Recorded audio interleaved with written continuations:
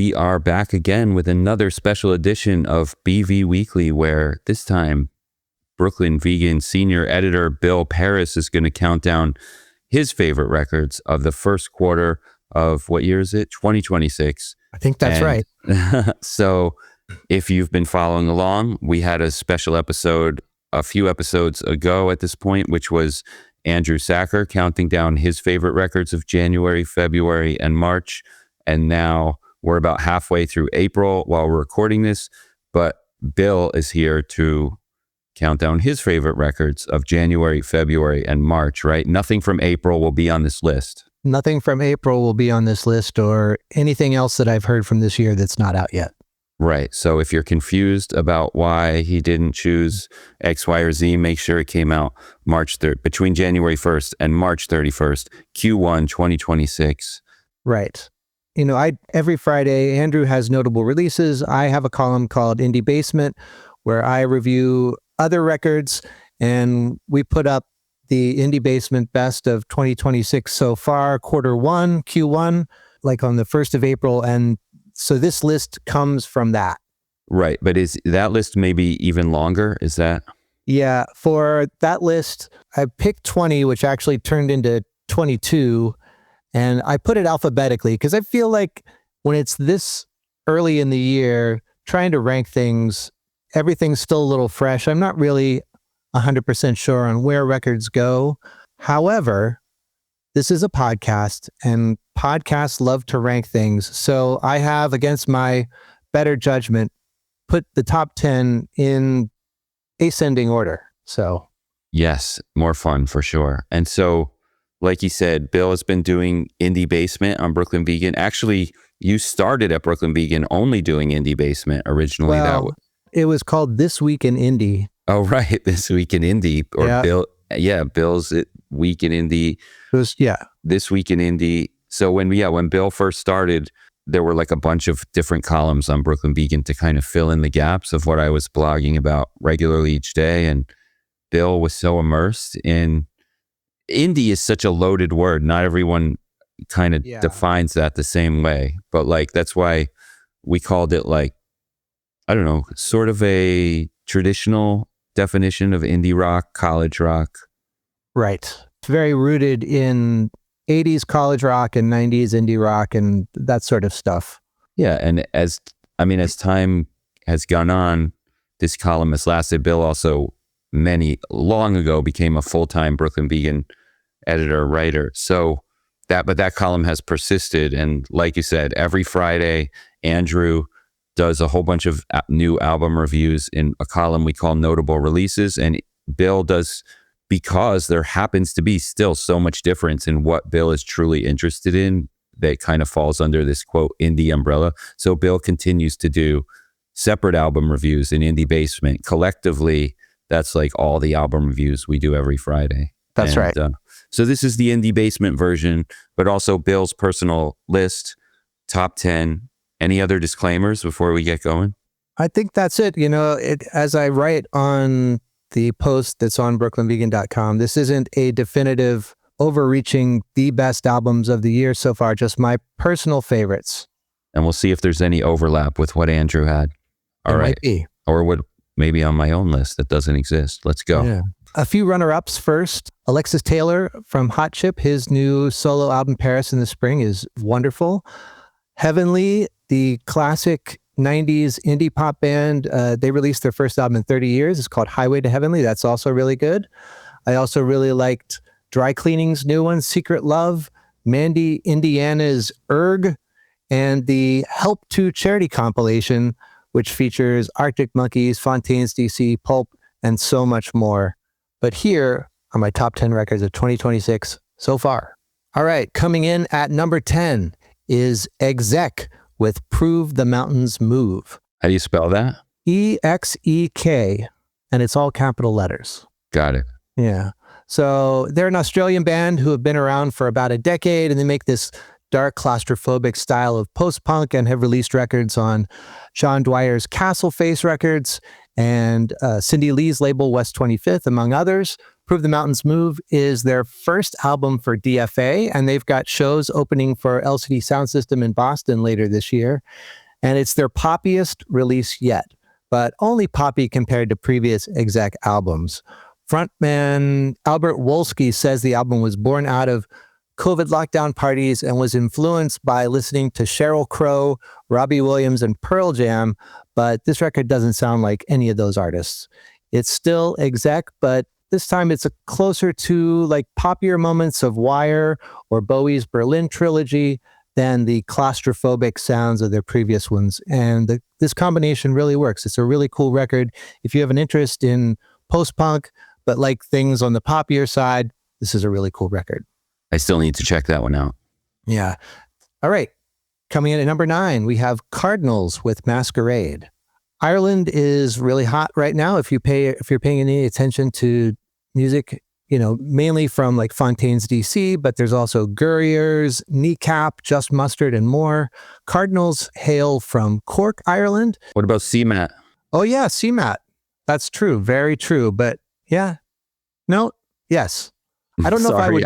That's all right. I don't know if I would group her in with these other artists, but she is Irish, and she is arguably like second only to Fontaines DC in popularity, and maybe she'll soon be more popular. But go on. Okay. As I said, Cardinals are from Cork, and they fall somewhere between post-punk and more traditional Celtic music. The band is led by singer-guitarist Ewan Manning, and his brother Finn plays accordion, and that accordion really makes their sound unique, but they rarely use it in the way you might expect. It's more for texture and color, but it's still prominent. When I interviewed Ewan earlier this year for the BB Interviews podcast, he said the only restrictions they put on their sound was not to make it stereotypical Irish music. He called it like diddle-eye, diddle-eye.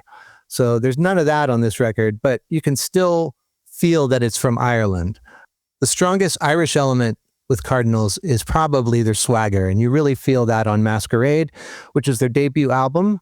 And it's an interesting record in that the first side is kind of swoony and poppy, has all the like big hooks and choruses, while side 2 is darker and more angsty, and they're very good at both sounds. They're also about to tour. They're playing the Kilby Block Party in Salt Lake City soon, and they're touring around that. So go see them if you can.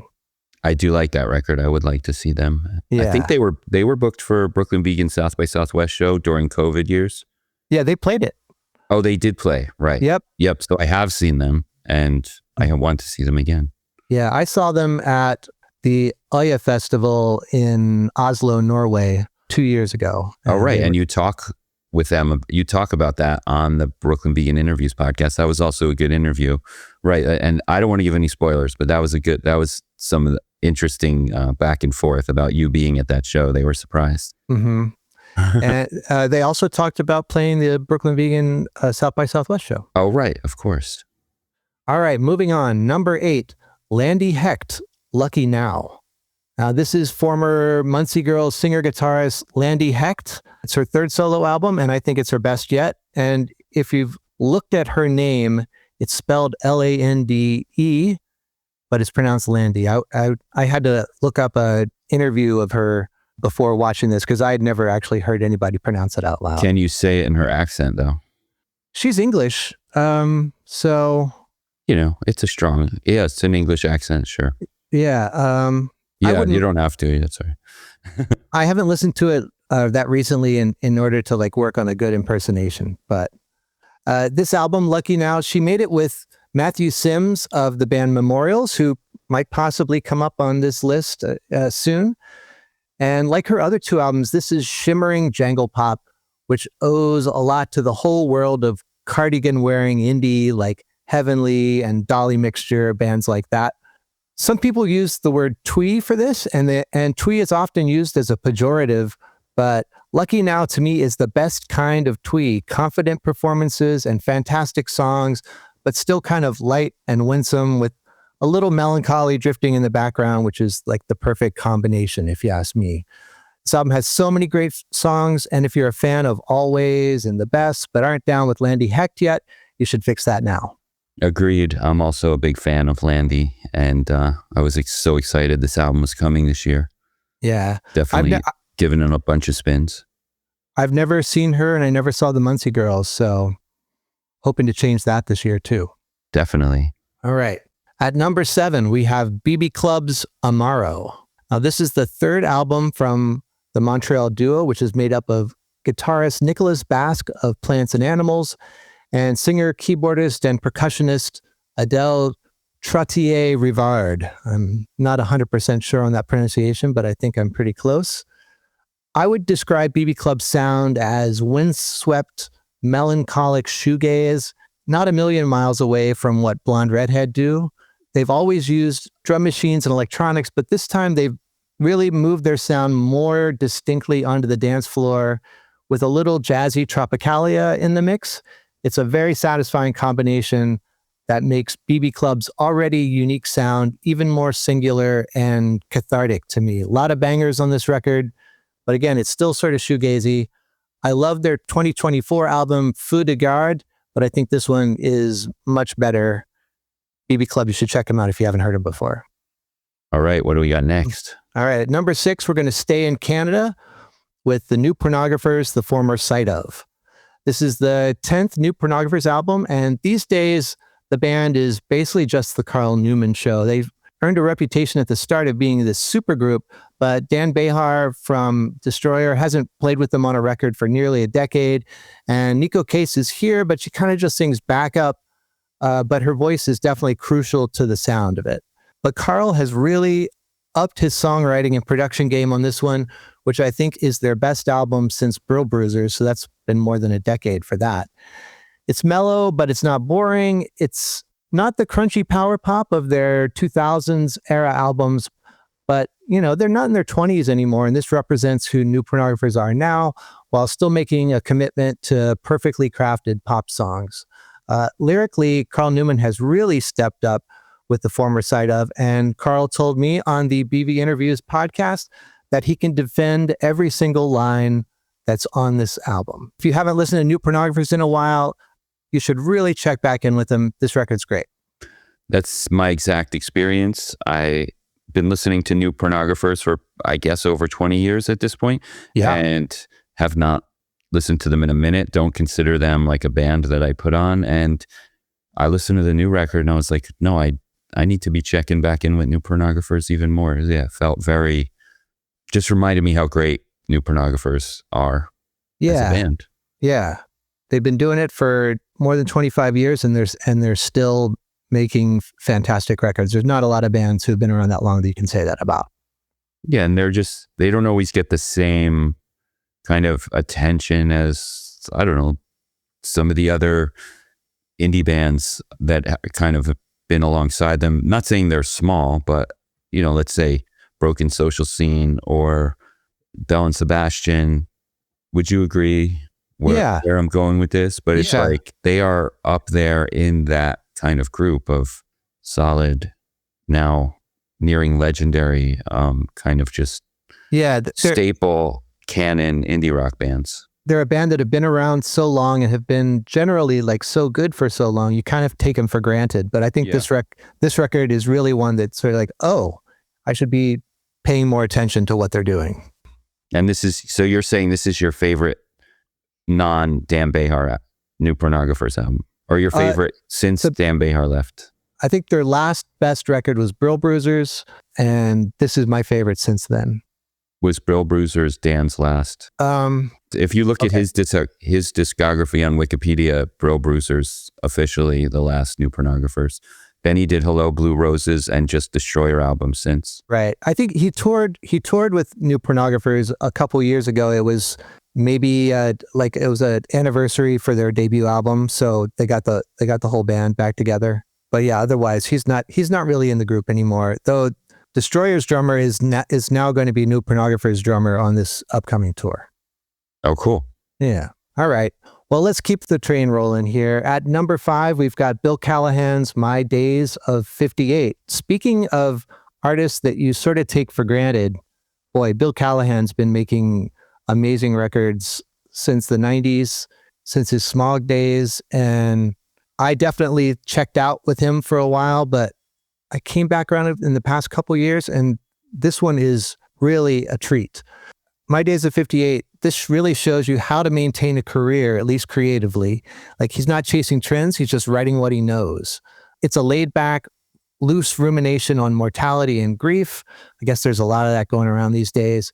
It was spurred on by the death of his father, a cancer scare, and his 60th birthday looming on the horizon. As usual, he approaches all this heavy stuff in a warm, empathetic style with a real ear for dialogue, an eye for telling details, and lots of zingers stuck into the songs for those who are paying attention to the lyrics.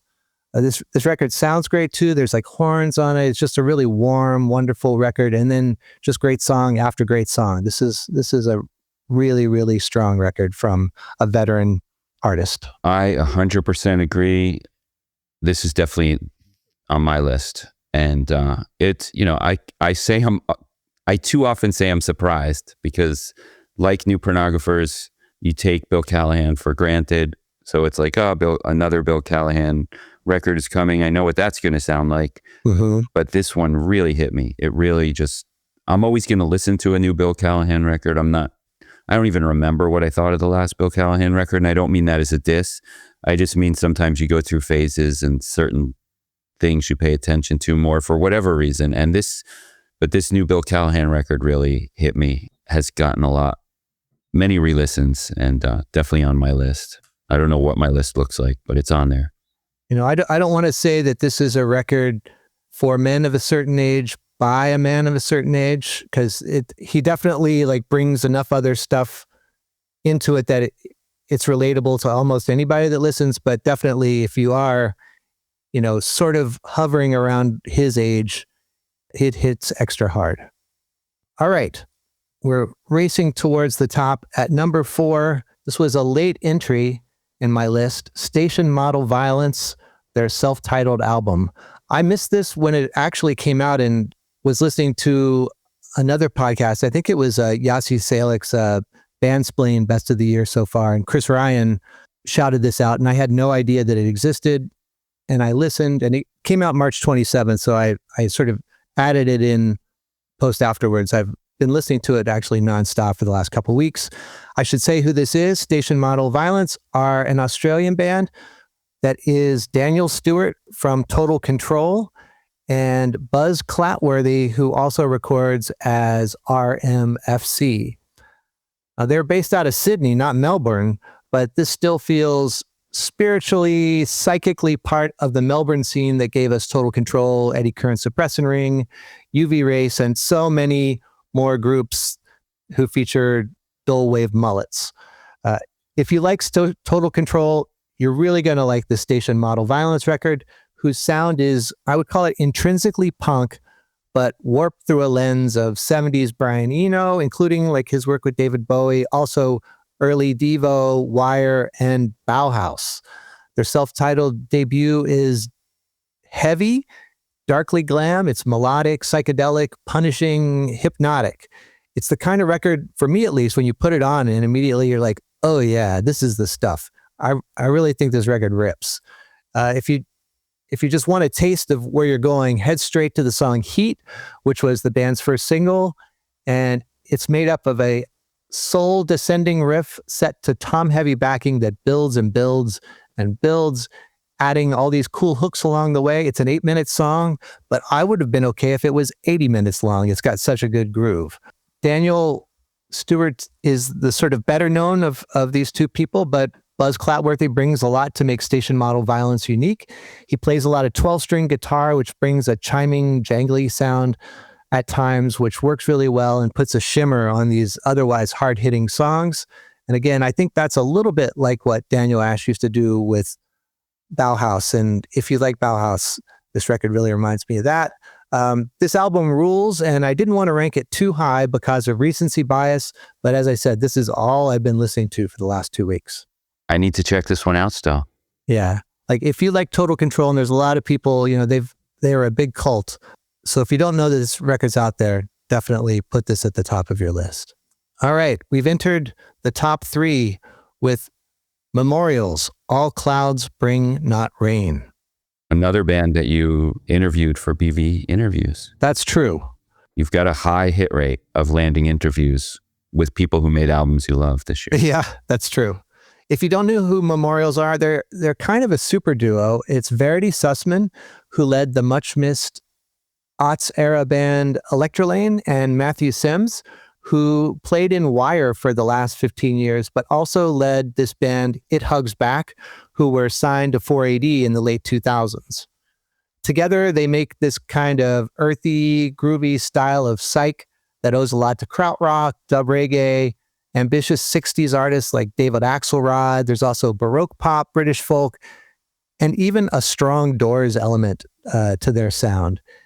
Is that to say that they sound a little like Broadcast? Well, yes, they do.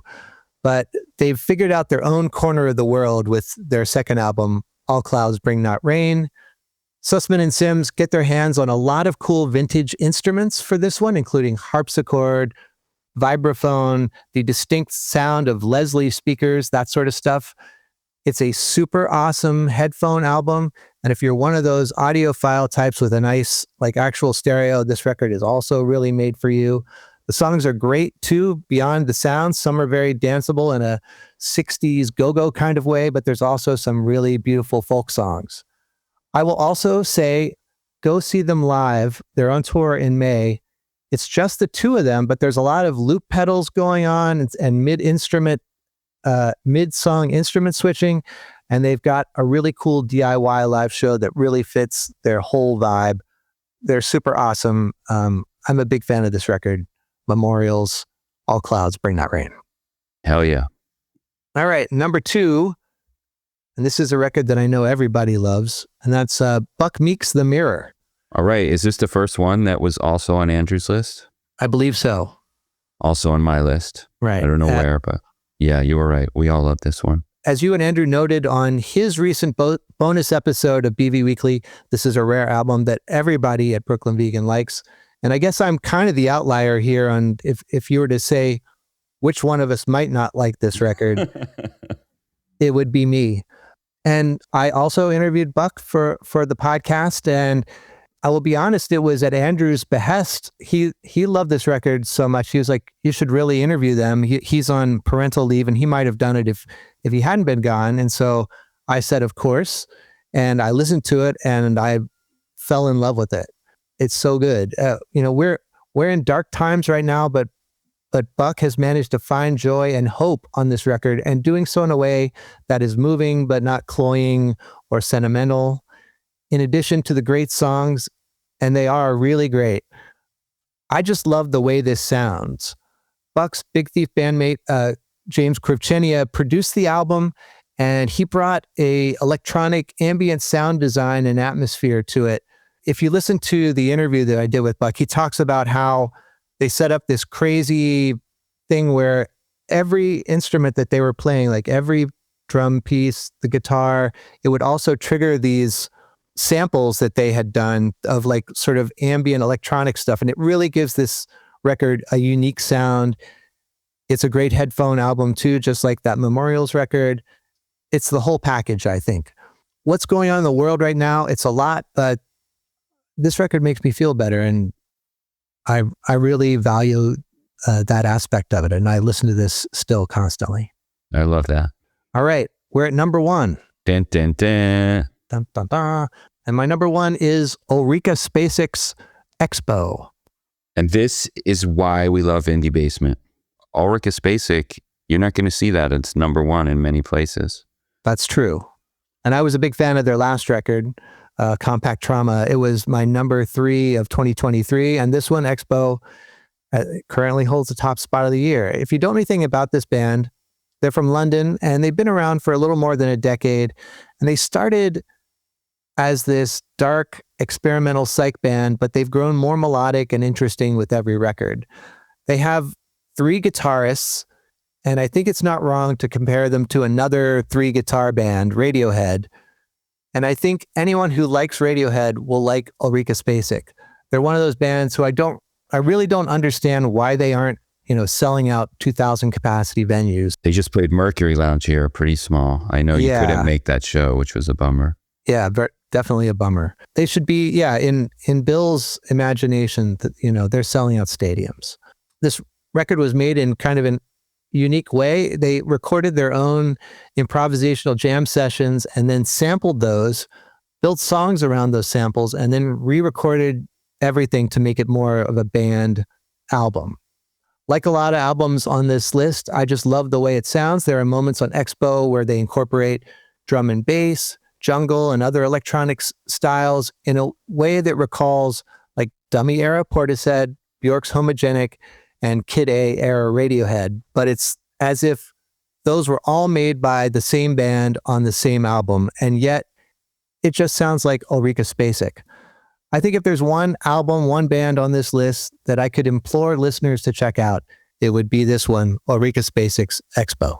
And you spell that Ulrika, space with a K at the end. Right. So Spacek, like Sissy Spacek. Oh, yeah. So check out this album, Ulrika Spacek's Expo. All right. There we are. The top 10. That's it. Thank you, Bill. Hope you guys enjoyed. Read Indie Basement on Brooklyn Vegan every single week. And don't forget to subscribe and like this podcast. And also stay tuned for a brand new episode of BV Weekly coming this Friday, as always. See you later.